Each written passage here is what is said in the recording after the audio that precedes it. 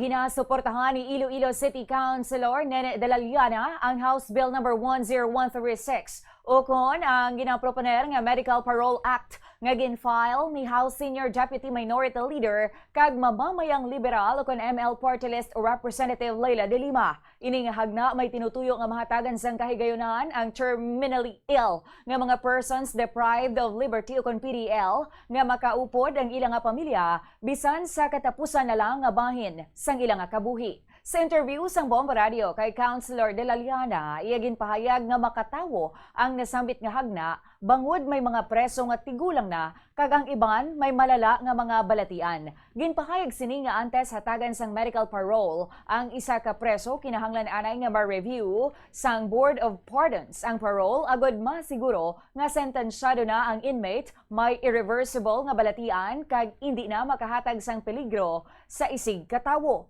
Ang nasambit nga House Bill hindi applicable sa mga PDL nga wala pa na sentensyahan o kung padayon pa ang ilang nga kaso. Naibaloan ang House Bill No. 10136 ginfile ni De Lima sang Hulyo 21 nga may tinutuyo nga ma-institutionalize ang medical parole sa humanitarian grounds. Base sa among nga hagna nga ang mga PDL nga may terminal illness kag irreversible physical incapacitation amo lang ang kwalipikado nga mahatagan sang medical parole.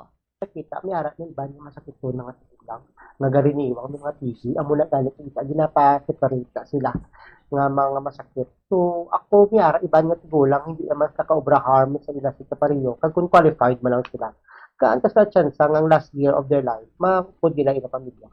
Well, ara nakita ko sa layini nga gina-propose ni Congresswoman De Lima nakabuta nga irreversible. Meaning hindi mo na hindi na ma-cure ba lang? So kung ang masakit mo lang kasakit ngipon mo, hindi na pwede siguro. O kung ano ka lang, irreversible kag disabled, hindi ka na ang imo status, dapat i-review sang Board of Parole na hindi ka na maka-obra harm sa sigkapariyo mo. Hindi lang may edad ka na. Oo, kag 1 year, gaan ka sang doktor, ang balan ka sang doktor nga, gaan ka na lang, guro 1 year or 1 year and a half, nga magbuhi, diri, gaan na lang sa tsansa, hatag na lang sa pamilya ni. Si Iloilo City Councilor Nene de la Liana.